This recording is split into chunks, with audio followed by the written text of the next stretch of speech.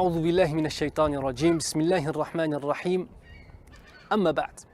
Aujourd'hui avec un nouvel épisode de vie, Masha'Allah, qui est magnifique et qui fait réfléchir comme tous ceux qu'on a vus jusqu'à présent, Inch'Allah ta'ala.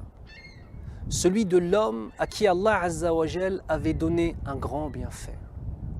Cet homme était un homme isolé. Allah avait fait venir un petit courant d'eau à côté de lui pour qu'il puisse boire et une grenade qui chaque jour, écoutez bien, chaque jour par sa miséricorde, cet homme-là cueillait la grenade, la mangeait et une autre poussait pour le lendemain. D'accord ? Biqudratillahi Azza wa Jal, par la puissance d'Allah Azza wa Jal. De nombreux textes parlent de la durée de vie, etc., très longue. En tout cas, on ne va pas mentionner ça, mais ce qu'on sait, c'est que c'est un homme qui a passé toute son existence à adorer Allah Azza wa Jal. Toute son existence à adorer Allah Azza wa Jal, dans le fait de s'isoler, d'être un ascète et de ne faire qu'adorer Allah Azza wa Jal. Puis cet homme meurt. Il est ramené devant notre Seigneur pour être jugé. Et Allah Azza wa Jal de dire dans le sens « Faites entrer mon serviteur au paradis par ma miséricorde. » Et cet adorateur de se rappeler le fait qu'il ait passé toute sa vie à faire siyam, à jeûner, à adorer Allah Azza wa Jal par la prière et par le fait de faire du rappel, du dhikr, subhanallah, et de dire à Allah, Ya Allah, laisse-moi rentrer en ton paradis par mes seules actions. Puis Allah de répéter, faites entrer mon serviteur en mon paradis par ma miséricorde. Et de ce abd de répéter, Ya Allah, fais-moi rentrer au paradis par mes seules actions. Puis Allah de répéter encore une fois, faites entrer mon serviteur en mon paradis par ma miséricorde. Puis une troisième fois de faire la même demande. Alors Allah Azza wa Jal répond à cette demande et dit aux anges de prendre toutes ces actions et de les mettre dans le pan de la balance du jugement, sans mettre sa miséricorde. Alors cet homme se dit à ce moment-là qu'on va mettre d'abord le siyam, qu'on va mettre la prière, qu'on va mettre tout ça.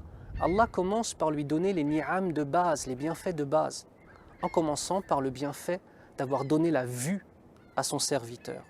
Et la seule vue posée sur la balance a fait que toutes les actions de cet homme étaient moins lourdes que ce seul bienfait. Puis de dire, Ya Allah, fais-moi rentrer en ton paradis par ta miséricorde. Voilà la réalité de la dette que nous portons sur nos épaules, mes frères et sœurs.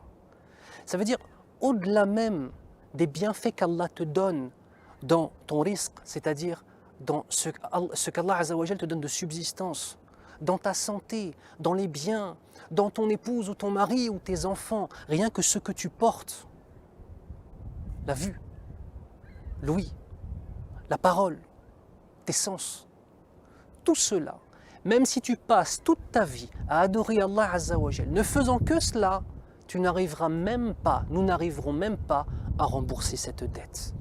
Allahu Akbar. Alors il est très important de se rappeler quelque chose.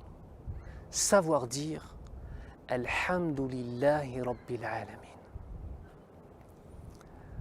L'action que je te propose de faire, c'est une action que tu vas faire toute ta vie, Inch'Allah, environ 17 fois par jour. C'est celle d'avoir un véritable tadabbur, une véritable méditation, lorsque tu vas commencer le Fatiha et que tu vas te rappeler que le mot qui commence la sourate qui résume tout l'islam et tout le Coran, c'est Alhamdulillah. Et que tu vas essayer de te rappeler lorsque tu diras Alhamdulillah que toute la louange appartient à notre Seigneur, qu'il est le plus généreux et que quoi que nous fassions, nous n'arriverons pas à le remercier de tous les bienfaits qu'il nous a donnés, même avec des centaines d'années d'adoration, et que seule sa miséricorde, celle de Ar-Rahman Ar-Rahim, telle que c'est mentionné dans le Fatiha, seule sa miséricorde pourra nous faire rentrer au paradis. Je vous rappelle que Ar-Rahman est le nom d'Allah qui est sur le wazn fa'lan, qui signifie une action complète et parfaite, le summum de l'action. Ça veut dire que c'est une miséricorde qui est parfaite. Ar-Rahim qui est sur le wazn fa'il, qui signifie une miséricorde qui, elle, ne cesse de se renouveler. Ainsi, le nom Ar-Rahman Ar-Rahim dans le Fatiha signifie celui dont la miséricorde est parfaite et ne cesse de se renouveler à chaque instant.